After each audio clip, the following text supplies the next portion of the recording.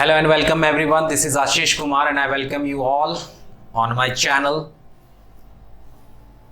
Guys, we have been trying to learn tense, and in the last class I taught you about past indefinite tense and about future indefinite tense.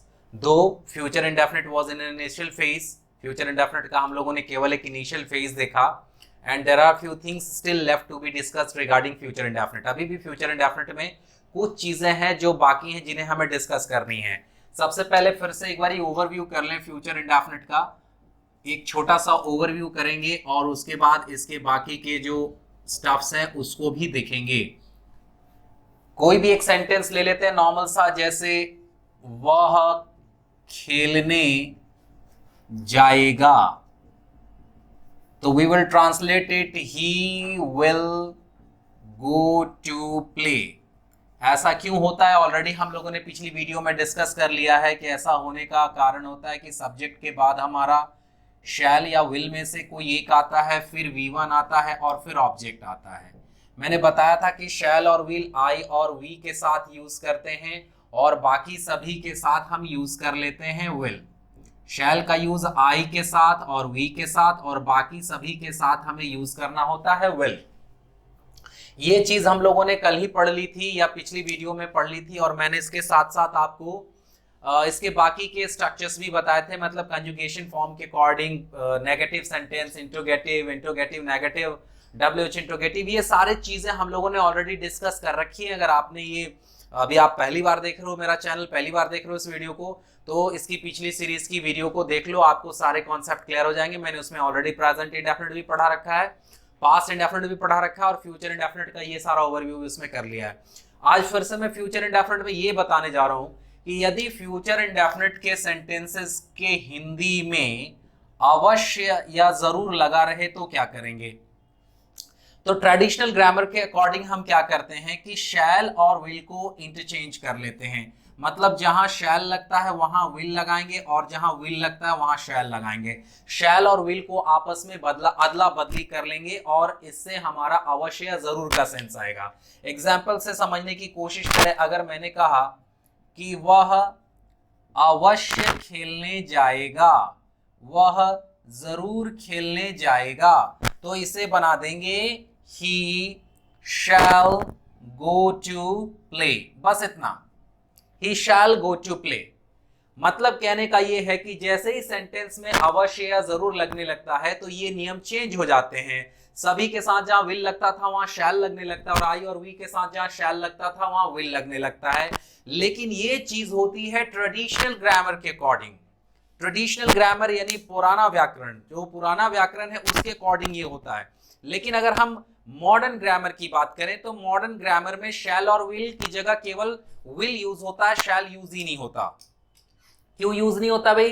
तो modern grammar के according शैल खत्म हो गया है. तो अब अगर हमें अवश्य या जरूर लगाना पड़ेगा तो क्या करेंगे, इस चीज को अच्छे से समझे. मैंने कहा कि मॉडर्न इंग्लिश ग्रामर में हमारा शैल है ही नहीं, शैल खत्म हो गया है. मॉडर्न इंग्लिश ग्रामर में हर जगह हम सारी जगह पर क्या करते हैं, विल का यूज करते हैं, सभी जगह पर विल का यूज करते हैं. तो जब ऐसा होगा कि सब्जेक्ट के बाद सीधे सीधे हमारा विल आ जाएगा और उसके बाद हमारा V1 आएगा, अफर्मेटिव हो या अभी सिंपल एक ही स्ट्रक्चर की बात करें, अफर्मेटिव नेगेटिव, ये इन सबों की बात नहीं करेंगे.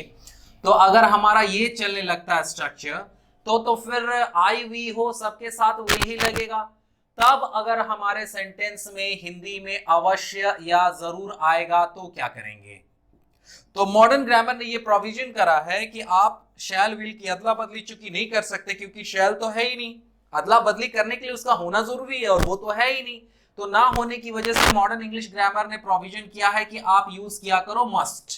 एक नया मॉडल ऑक्सिलरी वर्ब यूज करना है और वो कौन सा मॉडल ऑक्सिलरी वर्ब है हमारा, मस्ट. मगर ये कहने का मतलब अगर ये सेंटेंस ऐसा रहेगा कि वह जरूर खेलने जाएगा, वह अवश्य खेलने जाएगा, अगर ये सेंटेंस ऐसा रहेगा और हमारा शैल विल की जगह केवल विल मौजूद है तो इसके वो मस्ट से बना देंगे he must go to play. ये इसका स्ट्रक्चर चलने लगेगा. कौन सा, कि सब्जेक्ट के बाद हमारा मस्ट आने लगेगा, मस्ट के बाद V1 और उसके बाद ऑब्जेक्ट, केवल विल की जगह हमारा मस्ट आएगा. तो ये तो अफर्मेटिव हो गया. अगर हमें नेगेटिव करना है तो मैंने ऑलरेडी बता रखा है कि to make any sentence into a negative one we need to put no or not somewhere in the sentence, and we can't put no or not anywhere in the sentence, we need to put it along with an auxiliary verb, हमें auxiliary verb के साथ लगाना पड़ता है। तो must is auxiliary verb here, तो हमारा subject के बाद मस्ट में नो नॉट लगाएंगे, शॉर्टेड फॉर्म करेंगे तो इसे प्रोनाउंस करेंगे मस्टंट। अब इसके टी का साउंड को प्रोनाउंस नहीं करते, मस्टंट नहीं बोल के मस्टंट बोलते हैं। उसके बाद फिर V1 फिर ऑब्जेक्ट। इंट्रोगेटिव करना है तो आपको ऑलरेडी पता है कि इंट्रोगेटिव के लिए हेल्पिंग वर्ब आगे आ जाता है, यहाँ मस्ट को आगे ले लेंगे, फिर सब्जेक्ट आएगा, फिर V1 फिर ऑब्जेक्ट, लास्ट में क्वेश्चन मार्क। इंट्रोगेटिव नेगेटिव करना है तो इसी में नॉट लगा देंगे, मस्ट हो जाएगा WH। इंट्रोगेटिव करना है इसके पहले WH और मस्ट के पहले WH लग जाएगा तो कहलाने लगेगा WH इंट्रोगेटिव नेगेटिव। अब इसके स्ट्रक्चर को पूरा करते हैं, पूरे स्ट्रक्चर्स को पूरा करते हैं। वो जरूर खेलने जाएगा तो he must go to play, वो जरूर खेलने नहीं जाएगा, he mustn't go to play. क्या वह जरूर खेलने जाएगा, must he go to play. क्या वह जरूर खेलने नहीं जाएगा, mustn't he go to play. वो जरूर खेलने कब जाएगा, तो कब की इंग्लिश बस इसके आगे लगा देनी है, when must he go to play. वो जरूर खेलने क्यों नहीं जाएगा, why mustn't he go to play. तो इस तरह से आप इसके भी 6 स्ट्रक्चर्स बना सकते हैं। तो अवश्य या जरूर के लिए मॉडर्न इंग्लिश ग्रामर में मस्ट यूज होता है। हालांकि अभी भी लिखने वाली बात करें तो अभी भी ट्रेडिशनल इंग्लिश ग्रामर फॉलो होती है और उसका सेम वही सीक्वेंस रहेगा कि आई और वी के साथ शैल लगेगा, बाकी सभी के साथ विल लगेगा। चलिए अब बात करते हैं कि फ्यूचर इंडेफिनिट यूज कहाँ करेंगे। तो नॉर्मली फ्यूचर इंडेफिनिट के 2 यूजेस हैं। पहला यूज ये है कि फ्यूचर इंडेफिनिट का यूज वहां करेंगे जब ऐसा कोई भी काम जो भविष्य में सामान्य रूप से होगा ये दिखलाना हो, तो वहां हम फ्यूचर इंडेफिनिट टेंस का यूज करेंगे। कोई भी काम जो फ्यूचर में नॉर्मली होगा, जैसे आई शैल प्ले क्रिकेट, मैं क्रिकेट खेलूंगा। He will go to college, वह कॉलेज जाएगा। Radha will help me, Radha मेरी मदद करेगी। ऐसा कोई भी काम जो फ्यूचर में नॉर्मली होगा, सामान्य रूप से होगा, उसे हम फ्यूचर इंडेफिनिट टेंस में बनाते हैं। दूसरा फ्यूचर इंडेफिनिट टेंस का यूज कहां होता है, तो जब किसी वाक्य में हमें इच्छा, संकल्प, चेतावनी या इरादा का बोध कराना हो, तो वहां भी हम फ्यूचर इंडेफिनिट टेंस का यूज करते हैं। विश, इच्छा का मतलब होता है विश, संकल्प, डिटर्मिनेशन, चेतावनी, थ्रेट या कमांड, इरादा, इंटेंशन का बोध कराने के लिए भी हम फ्यूचर इंडेफिनिट टेंस का यूज करते हैं। जैसे I will serve the nation, I will serve the nation मतलब हुआ मैं देश की सेवा करूंगा। ये आपकी इच्छा हो सकती है, ये आपका संकल्प हो सकता है, ये इरादा हो सकता है। You shall not cheat her again, you shall not cheat her again, तुम उसे दोबारा धोखा नहीं दोगे। शैल लगाने का मतलब क्या हो गया, जरूर या अवश्य। मैंने भी बोला था जरूर लगाने का उल्टा यहां पर करने का मतलब होता है कि जरूर या अवश्य, मतलब मैं देश की सेवा अवश्य करूंगा, तुम इसे दोबारा जरूर धोखा नहीं दोगे। या जोर दे रहे हैं, बस जरूर नहीं भी हिंदी में ऐड करें तो इसका मतलब जोर देना हो जाएगा, सब्जेक्ट के ऊपर जोर दे रहे कि तुम इसे दोबारा धोखा नहीं दोगे। कब, भविष्य में। मैं देश की सेवा करूंगा, कब, भविष्य में। मैं क्रिकेट खेलूंगा, कब, भविष्य में। तो दरअसल में फ्यूचर इंडेफिनिट टेंस का यूज में आप इतना ही समझें कि ऐसा कोई भी काम जो भविष्य में नॉर्मली होगा उसे ही हम फ्यूचर इंडेफिनिट टेंस में बनाते हैं। अब फिर आते हैं वापस अपनी पुरानी बात पर। मैंने पुरानी बात ये बताई आपको, बार बार ही बताई कि फ्यूचर इंडेफिनिट टेंस को भी हम प्रेजेंट इंडेफिनिट में लिख सकते हैं, पास्ट इंडेफिनिट टेंस को भी हम प्रेजेंट इंडेफिनिट में लिख सकते हैं। मैंने पहले ही बोला था कि प्रेजेंट इंडेफिनिट सबसे महत्वपूर्ण टेंस है, सारे टेंस का निचोड़ है। तो अब प्रश्न उठता है कि कब हम किसी टेंस को फ्यूचर इंडेफिनिट टेंस में लिखेंगे या कब किसी सेंटेंस को फ्यूचर इंडेफिनिट टेंस में लिखेंगे और कब उसी सेंटेंस को प्रेजेंट इंडेफिनिट टेंस में लिखेंगे। इसको ध्यान से सुने और समझें। जब भी कोई काम भविष्य में सामान्य रूप से होगा, नॉर्मली होगा, तो उसे हम फ्यूचर इंडेफिनिट टेंस में ही लिखेंगे। जैसे अभी मैंने एग्जांपल दिया था, फिर से एग्जांपल ले लें कि आई शैल गो टू कॉलेज, मतलब हुआ मैं कॉलेज जाऊंगा। ये नॉर्मल सा काम है, मैं रोज कॉलेज जाता हूं तो मैं कॉलेज जाऊंगा, इसमें कोई बात नहीं है। लेकिन भविष्य में होने वाला कार्यक्रम, निर्णय या पूर्व निर्धारित योजना को बोध कराने के लिए हम प्रेजेंट इंडेफिनिट टेंस का यूज करेंगे। अब अपनी भाषा में इसको ऐसे समझे कि ऐसा कोई भी काम जो फ्यूचर में तो होगा लेकिन वो खास काम है, नॉर्मल काम नहीं। कॉलेज जाना मेरा नॉर्मल काम है, मैं जाऊंगा, लेकिन कोई खास काम हो और वो प्री डिसाइडेड हो, पूर्व निर्धारित हो कि इतने दिन को, इतने तारीख को, इतने बजे होगा, तो उसे हम प्रेजेंट इंडेफिनिट टेंस में बनाएंगे। जैसे मान लीजिए मैंने कहा कि प्रधानमंत्री कल यहां आएंगे, तो प्रधानमंत्री का यहां आना रोज रोज होने वाली घटना नहीं है, कोई सामान्य ऐसा बात नहीं है प्रधानमंत्री का यहां आना। ये खास काम है और पूर्व निर्धारित है, पहले ही डिसाइड कर लिया गया है कि प्रधानमंत्री कल यहां आएंगे, तो इसे हम the prime minister will come here tomorrow नहीं बनाएंगे, हम इसे बनाएंगे the prime minister comes here tomorrow, the prime minister comes here tomorrow. अब यहां ध्यान देने वाली बात यह है कि भविष्य में होने वाला कार्यक्रम, निर्णय या पूर्व निर्धारित योजना, यानी खास काम जो पहले से निर्धारित कर लिया गया हो, उसे प्रेजेंट इंडेफिनिट में बनाना है, तो हम एडवर्ब ऑफ टाइम, भविष्य की ओर इशारा करने वाला समय जरूर लिखेंगे। अगर वो नहीं लिखेंगे तो अर्थ निकल जाएगा प्रधानमंत्री यहां आते हैं, लेकिन जैसे ही आपने उसके साथ टुमारो लगा दिया तो अब ये अर्थ नहीं निकलेगा कि प्रधानमंत्री कल यहां आते हैं, अर्थ निकलेगा प्रधानमंत्री कल यहां आएंगे। कुछ भी इस तरह एक और एग्जांपल ले लेते हैं, मान लीजिए the plane takes off at 10 PM, जहाज 10 बजे उड़ेगा या 10 बजे उड़ेगी, प्लेन 10 बजे उड़ेगी, तो 10 बजे, अभी नहीं, अभी मैं जो वीडियो शूट कर रहा हूं ना, तो अभी हमारा 4:45 हो रहा है, इट्स 4:45 o'clock नाउ, तो अब मैं 10 बजे की बात कर रहा हूं, यानी प्लेन के उड़ने का टाइम भी फिक्स कर लिया गया है, और वो कब होगा भविष्य में, तो 10 बजे प्री डिसाइडेड हो गया है। ऐसा कोई भी काम जो पहले तो खास हो, बार बार नहीं होता है, और उसके होने का समय प्री डिसाइडेड हो, पूर्व निर्धारित कर लिया गया हो, तो उसे ही हम प्रेजेंट इंडेफिनिट टेंस में बनाएंगे, और उसके साथ समय जरूर लगा होगा, भविष्य की ओर इशारा करने वाला समय अगर नहीं लगा रहेगा, बस इतना ही रहे कि द प्लेन टेक्स ऑफ, का अर्थ हो जाएगा जहाज उड़ता है, जहाज उड़ती है आकाश में, सेंस खत्म हो गया।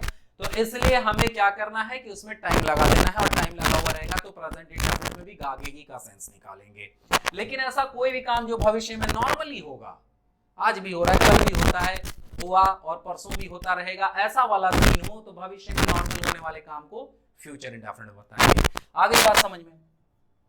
अब फिर मैंने आपको याद होगा कहा था कि पास्ट को भी हम फ्यूचर टेंस में लिख सकते हैं, पास्ट इंडेफिनिट वाली बात को भी फ्यूचर इंडेफिनिट टेंस में लिख सकते हैं। अब उसमें सीन क्या होगा, उसमें सीन ये है कि पास्ट में घटी घटना को जोरदार बनाने के लिए, एम्फैटिक बनाने के लिए हम प्रेजेंट इंडेफिनिट टेंस में लिखते हैं। ऑलरेडी मैंने एग्जांपल दिया हुआ है, पिछली वीडियो में आप देख सकते हैं, मैंने एग्जांपल लिखा था 3 prisoners escaped from jail, 3 कैदी जेल से भागे, 3 prisoners escaped from jail, 3 कैदी जेल से भागे, जोरदार बनाना था, हम लोगों ने पास्ट इंडेफिनिट में लिखा। या मैंने कहा था कि पास्ट की घटना को न्यूज़पेपर, इंग्लिश न्यूज़पेपर, अखबार जो होते हैं, वो जोरदार बनाने के लिए या हेडलाइंस क्रिएट करने के लिए भी प्रेजेंट इंडेफिनिट टेंस का यूज करते हैं। फिर से समझे, प्रेजेंट इंडेफिनिट के मैंने 8-10 रूल्स आपको बताए थे, वो तो हैं ही हैं। प्रेजेंट इंडेफिनिट में हम फ्यूचर इंडेफिनिट की बातों को भी लिख सकते हैं, जैसा कि आप देख रहे हैं एग्जांपल में, लेकिन कब लिखना है, जब फ्यूचर में होने वाली घटना खास हो और उसके होने का समय पहले ही से तय कर लिया गया हो। प्रेजेंट इंडेफिनिट में पास्ट की घटी घटना को भी लिख सकते हैं, लेकिन कब लिख सकते हैं या कब बना सकते हैं या कब बोल सकते हैं, जब उस पर जोर देना हो या वो अखबार की हेडलाइन बन रहा हो, सुर्खियां बन रहा हो। तो बाकी चीजें मैंने ऑलरेडी आपको एक्सप्लेन कर दी हैं, बाकी चीजें यथावत ही रहेंगी। अब नए चैप्टर की शुरुआत करते हैं और अब कंटिन्यूअस सेक्शंस पर चलते हैं। हम लोगों ने ऑलरेडी तीनों इंडेफिनिट्स कर लिए। We have already completed present indefinite, past indefinite and future indefinite. We have already gone through them, हम लोगों ने उनको कर लिया। Now we are moving on to present continuous. अब हम लोग प्रेजेंट कंटिन्यूअस पे चल रहे हैं, जिसे हम आम भाषा में प्रेजेंट प्रोग्रेसिव या प्रेजेंट इम्परफेक्ट भी कहते हैं। अगर बच्चा वाले टेंस की बात करें, बच्चा वाले टेंस इन द सेंस जब स्कूलों में क्लास 3-4 वगैरह में सिखाया जाता है, तो इसकी एक पहचान बताई जाती है कि जिस हिंदी वाक्य के अंत में रहा है, रही है, रहे इत्यादि लगा रहे, उसे ही हमें प्रेजेंट कंटिन्यूअस का वाक्य समझना है, सेंटेंस समझना है। मैक्सिमम हद तक तो ये सही है, लेकिन मैं अभी आपको यहाँ ये बताऊंगा कि प्रेजेंट कंटिन्यूअस कैसे समझेंगे। तो ऐसा कोई भी काम, for an action going on at the time of speaking, जो बोलने के वक्त जारी हो, ऐसा कोई भी काम जो बोलने के वक्त जारी हो, यानी प्रेजेंट में कंटिन्यू कर रहा हो, वर्तमान में चल रहा हो, अभी चल रहा हो, उसे ही हम प्रेजेंट कंटिन्यूअस टेंस में बनाते हैं। फॉर एग्जाम्पल, मैं पढ़ा रहा हूं। ऑब्वियस है कि अभी आप देख रहे हैं मेरी वीडियो, आप पढ़ रहे हैं, तो मैं पढ़ा रहा हूं, मेरे पढ़ाने का काम अभी कंटिन्यू कर रहा है। आप इसे आम भाषा में अगर समझते आ रहे हैं कि रहा है, रही है, रहे हैं से लगा रहा हुआ सेंटेंस प्रेजेंट कंटिन्यूअस होता है, तो वैसे ही समझे, कोई इश्यूज नहीं है। अब इसे हम ट्रांसलेट करेंगे तो क्या बना देंगे? आम टीचिंग, मैं पढ़ा रहा हूं, आम टीचिंग। आई एम को शॉर्ट में हम आम भी कहते हैं, इस तरह से आम टीचिंग। ये कॉन्ट्रैक्शन हुआ, इसे हम लोगों ने शॉर्ट करके लिख दिया। ऐसा क्यों बन गया? तो ऐसा इसलिए बन गया कि इसका स्ट्रक्चर कहता है कि subject is followed by is, am and are. Subject के बाद ये हेल्पिंग वर्ब में से कोई एक लगता है। It is followed bye V4, V4 का मतलब verb plus ING and followed by object, और उसके बाद ऑब्जेक्ट आता है। ठीक है, एम किसके साथ लगता है भाई? तो एम लगता है आई के साथ। इज किसके साथ लगता है? तो ही, शी, इट। थोड़ा छोटा हो जा रहा है, मैं इसको साइड में लिख देता हूं, थोड़ा क्लियर होगा समझने के लिए। मैं इसको साइड में लिखता हूं, रुक जाइए। बोर्ड कहां तक आ रहा है? अच्छा, बोर्ड काफी आ रहा है। देखिए, ये आई के साथ हो गया, ये एम, एम जो लगेगा वो आई के साथ लगेगा। इस किसके साथ लगेगा भाई?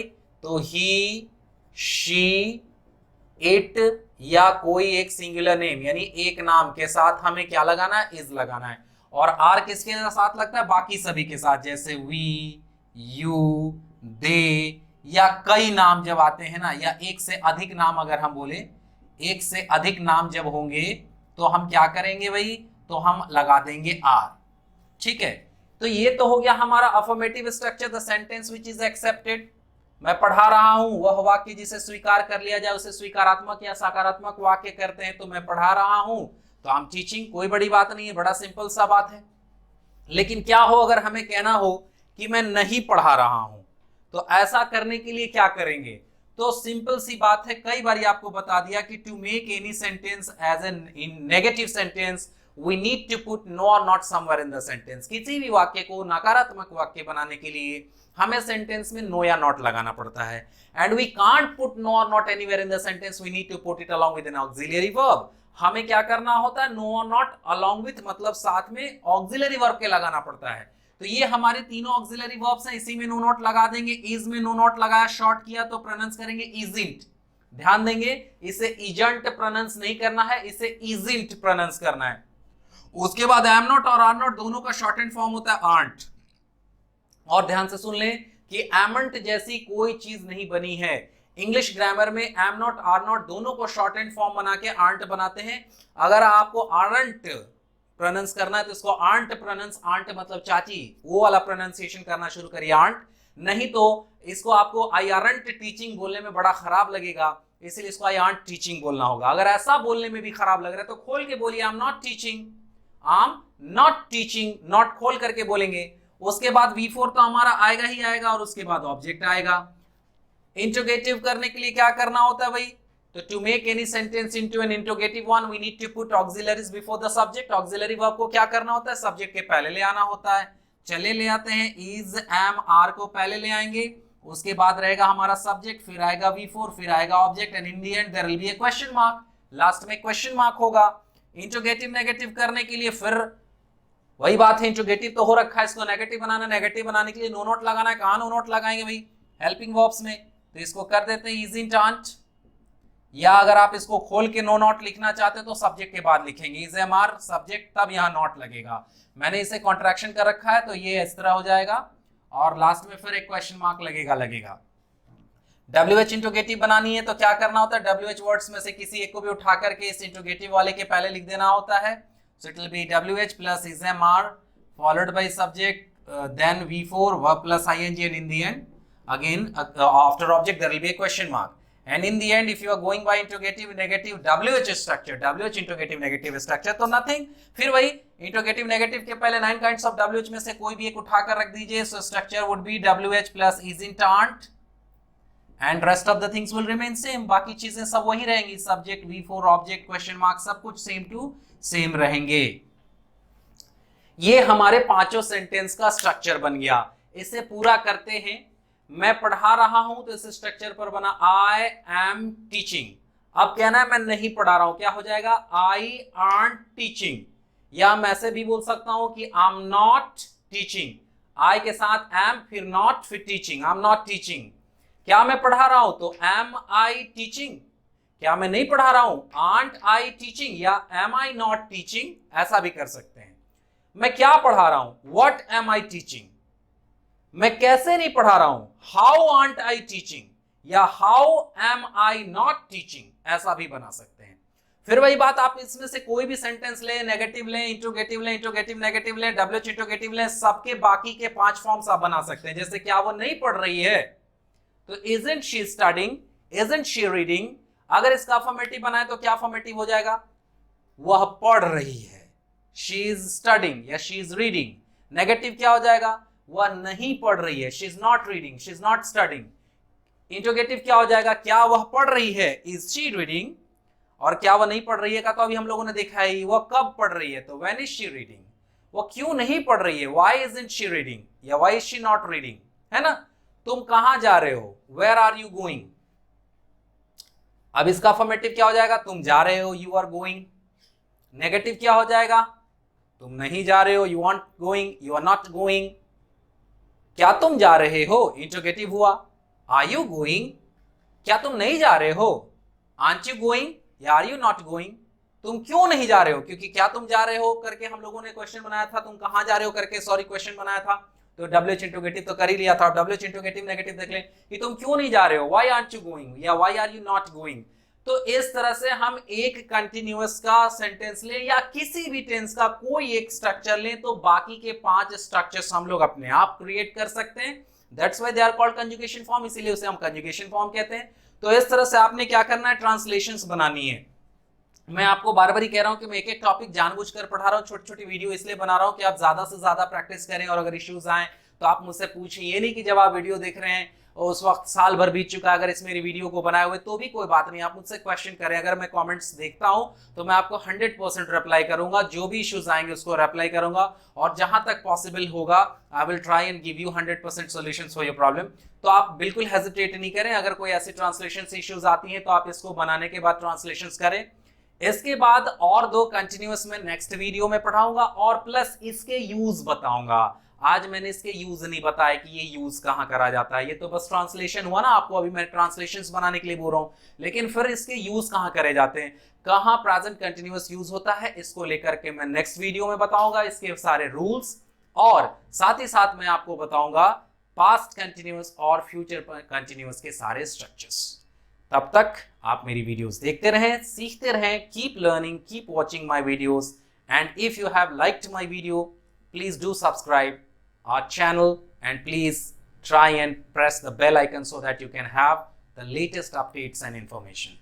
Thanks for watching. Meet you in next class.